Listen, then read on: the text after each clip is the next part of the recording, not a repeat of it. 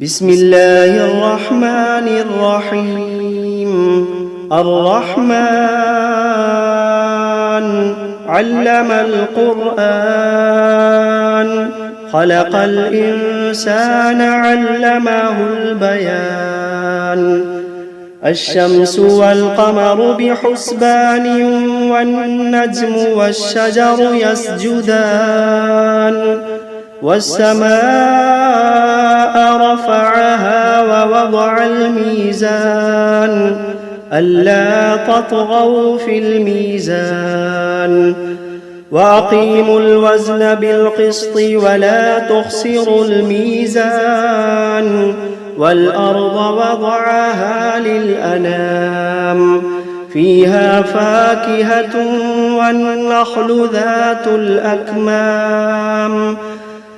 والحب ذو العصف والريحان. فبأي آلاء ربكما تكذبان؟ خلق الإنسان من صلصال كالفخار، وخلق الجان من مارج من نار. فبأي آلاء ربكما تكذبان؟ رب المشرقين ورب المغربين.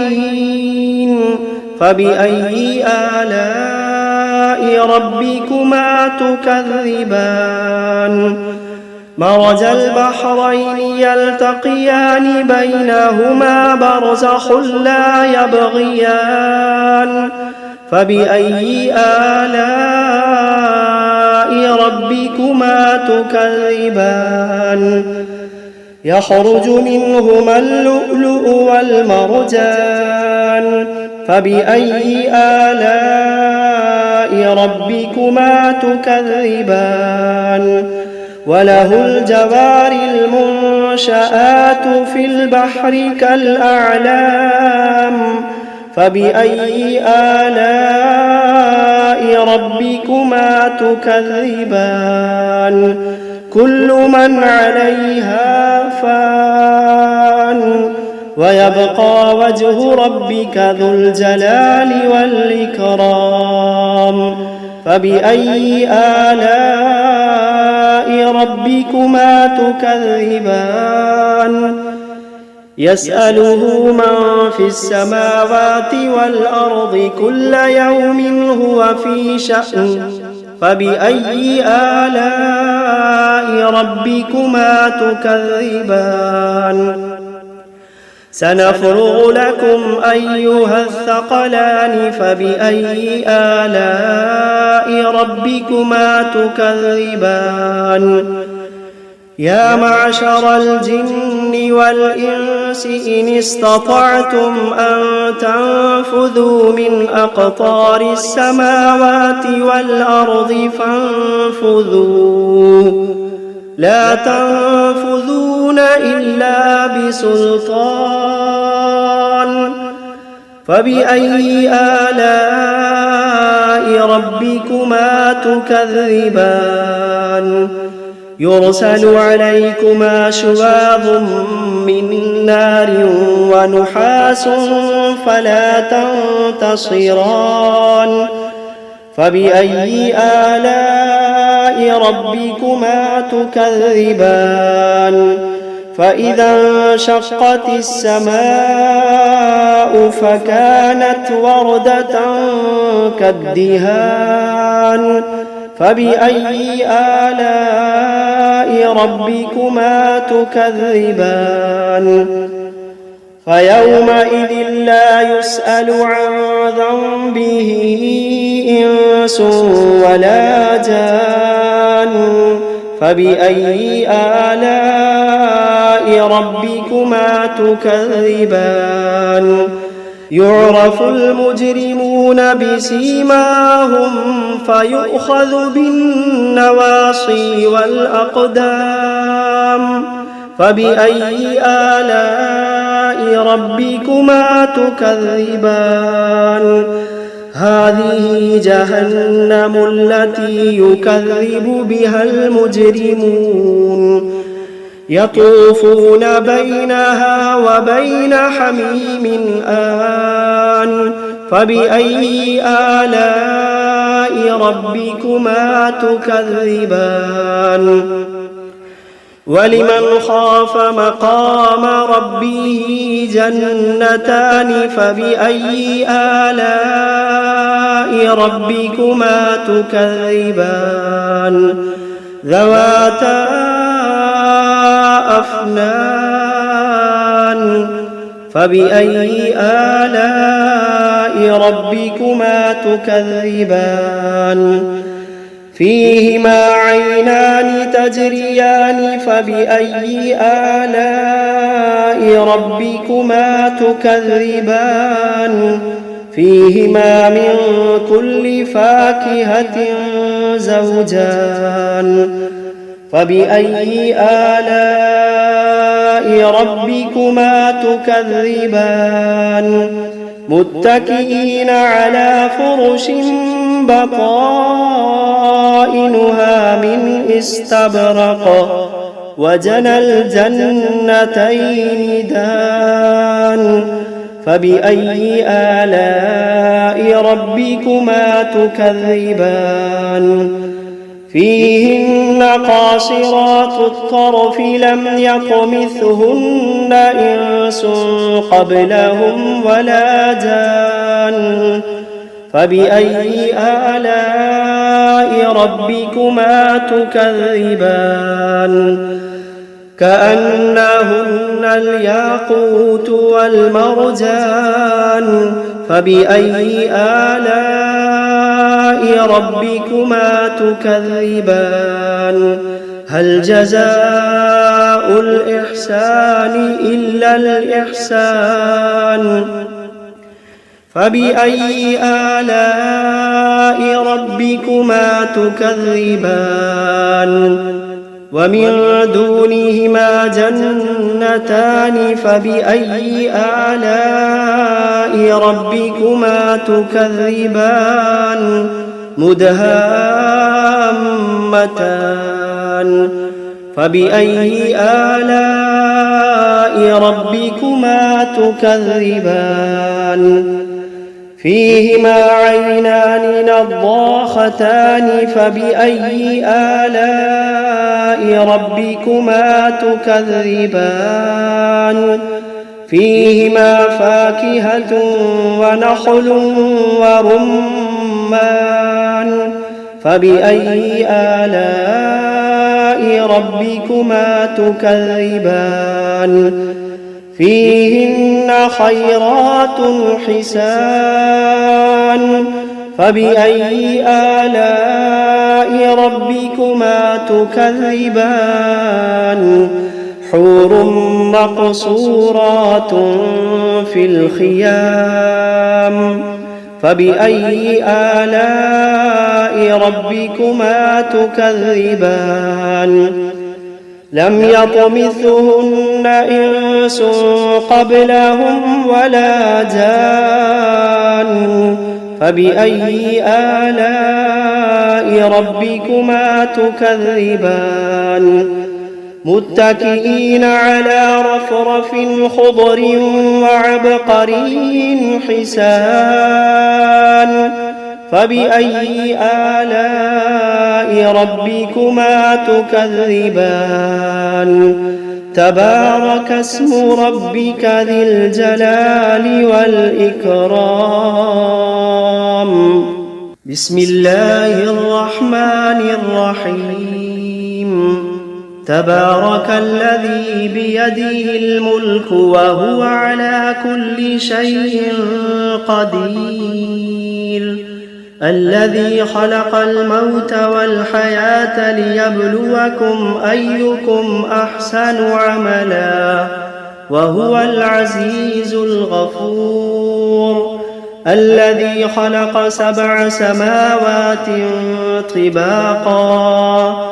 ما ترى في خلق الرحمن من تفاوت فارجع البصر هل ترى من فطور ثم ارجع البصر كرتين ينقلب إليك البصر خاسئا وهو حسير ولقد زينا السماء الدنيا بمصابيح وجعلناها رجوما للشياطين وأعتدنا لهم عذاب السعير وللذين كفروا بربهم عذاب جهنم وبئس المصير إذا ألقوا فيها سمعوا لها شهيقا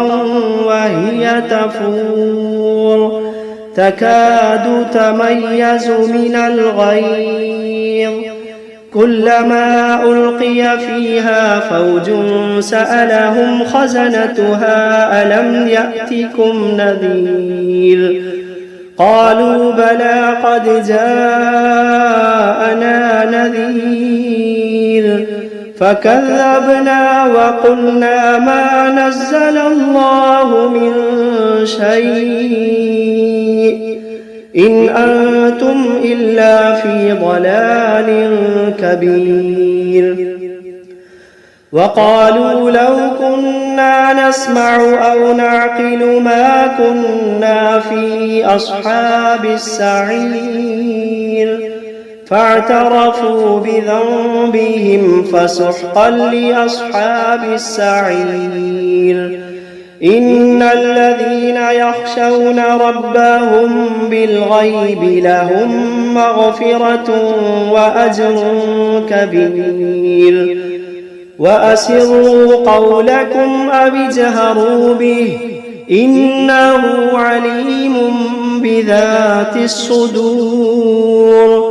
ألا يعلم من خلق وهو اللطيف الخبير ألا يعلم من خلق وهو اللطيف الخبير هو الذي جعل لكم الأرض ذلولا فامشوا في مناكبها وكلوا من رزقه وإليه النشور أأمنتم من في السماء أن يخسف بكم الأرض فإذا هي تمور أم أمنتم من في السماء أن يرسل عليكم حاصبا فستعلمون كيف نذير ولقد كذب الذين من قبلهم فكيف كان نكير أولم يروا إلى الطير فوقهم صافات ويقبضن ما يمسكوهن إلا الرحمن إنه بكل شيء بصير أمن هذا الذي هو جند لكم ينصركم من دون الرحمن إن الكافرون إلا في غرور أمن هذا الذي يرزقكم إن أمسك رزقه بل لجوا في عتب ونفور أفمن يمشي مكبا على وجهه أهدى أمن يمشي سويا على صراط مستقيم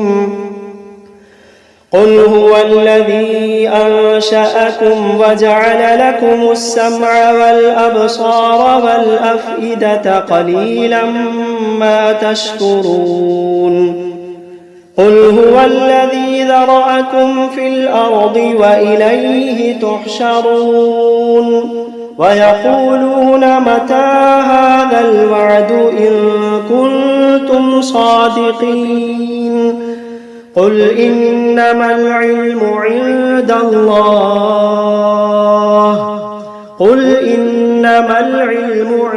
الله وإنما أنا نذير مبين فلما رأوه زلفة سيئت وجوه الذين كفروا وقيل هذا الذي كنتم به تدعون قل أرأيتم إن أهلكني الله ومن معي أو رحمنا فمن يجير الكافرين من عذاب أليم قل هو الرحمن آمنا به وعليه توكلنا فستعلمون من هو في ضلال مبين قل أرأيتم إن أصبح ماؤكم غورا فمن يأتيكم بماء معين بسم الله الرحمن الرحيم قل أوحي إلي أنه استمع نفر من الجن فقالوا إنا سمعنا قرآنا عجبا يهدي إلى الرشد فآمنا به ولن نشرك بربنا أحدا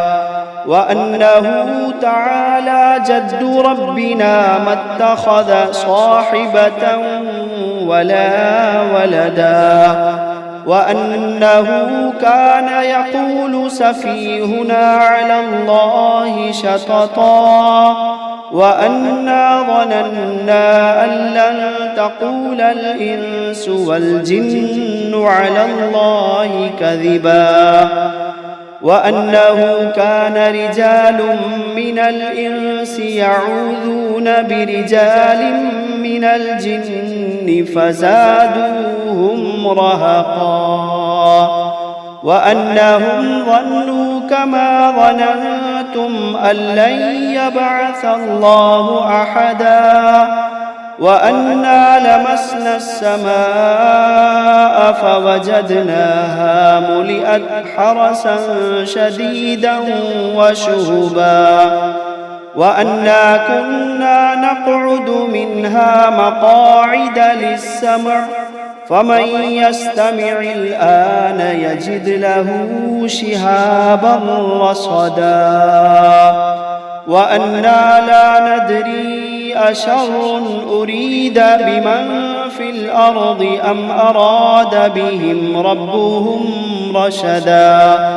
وأنا منا الصالحون ومنا دون ذلك كنا طرائق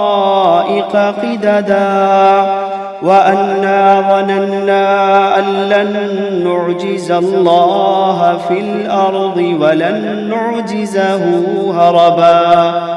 وأنا لما سمعنا الهدى آمنا به فمن يؤمن بربه فلا يخاف بخسا ولا رهقا وأنا منا المسلمون ومنا القاسطون فمن أسلم فأولئك تحروا رشدا وأما القاسطون فكانوا لجهنم حطبا وأن لو استقاموا على الطريقة لأسقيناهم ماء غدقا لنفتنهم فيه ومن يعرض عن ذكر ربه يسلكه عذابا صعدا وأن المساجد لله فلا تدعوا مع الله أحدا وأنه لما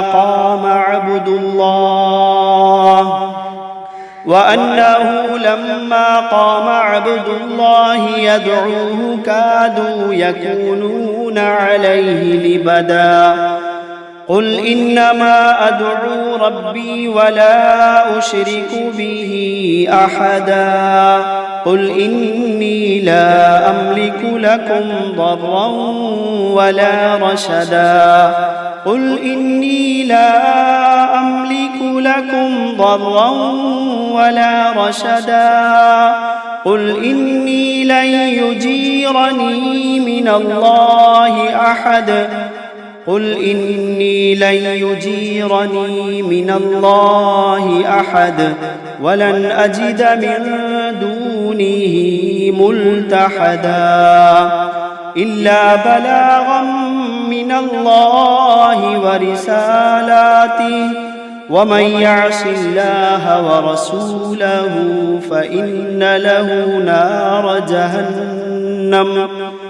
ومن يعص الله ورسوله فإن له نار جهنم خالدين فيها أبدا حتى إذا رأوا ما يوعدون فسيعلمون من أضعف ناصرا وأقل عددا قل إن أدري أقريب ما توعدون أم يجعل له ربي أمدا عالم الغيب فلا يظهر على غيبه أحدا إلا من ارتضى من رسول فإنه يسلك من بين يديه ومن خلفه رصدا ليعلم أن قد أبلغوا رسالات ربهم وأحاط بما لديهم وأحصى كل شيء عددا. بسم الله الرحمن الرحيم. يا أيها المزمل قم الليل إلا قليلا نصفه أو انقص منه قليلا أو زد عليه ورتل القرآن ترتيلا إنا سنلقي عليك قولا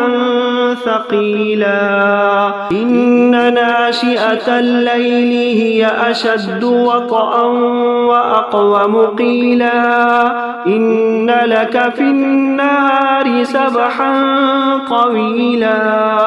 واذكر اسم ربك وتبتل إليه تبتيلا رب المشرق والمغرب لا إله إلا هو رب المشرق والمغرب لا إله إلا هو فاتخذه وكيلا واصبر على ما يقولون واهجرهم هجرا جميلا وذرني والمكذبين أولي النعمة ومهلهم قليلا إن لدينا أنكالا وجحيما وطعاما ذا غصة وعذابا أليما يوم ترجف الأرض والجبال وكانت الجبال كثيبا مهيلا إنا أرسلنا إليكم رسولا شاهدا عليكم كما أرسلنا إلى فرعون رسولا فعصى فرعون الرسول فأخذناه أخذا وبيلا فكيف تتقون إن كفرتم يوما يجعل الولدان شيبا السماء منفطر به كان وعده مفعولا إن هذه تذكرة فمن شاء اتخذ إلى ربه سبيلا إن ربك يعلم أنك تقوم أدنى من ثلثي الليل ونصفه وثلثه وطائفة من الذين معك والله يقدر الليل والنهار علم أن لن تحصوه فتاب عليكم فاقرؤوا ما تيسر من القرآن علم أن سيكون منكم مرضى وآخرون يضربون في الأرض يبتغون من فضل الله وآخرون يقاتلون في سبيل الله فاقرؤوا ما تيسر منه وأقيموا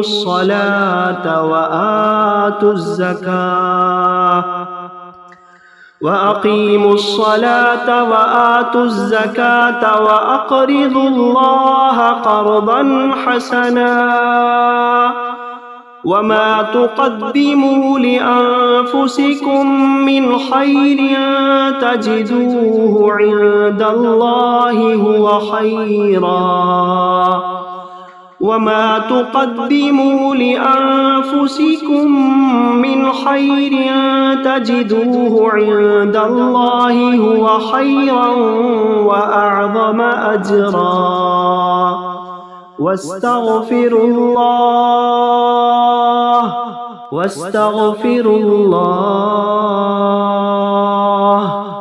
إن الله غفور رحيم.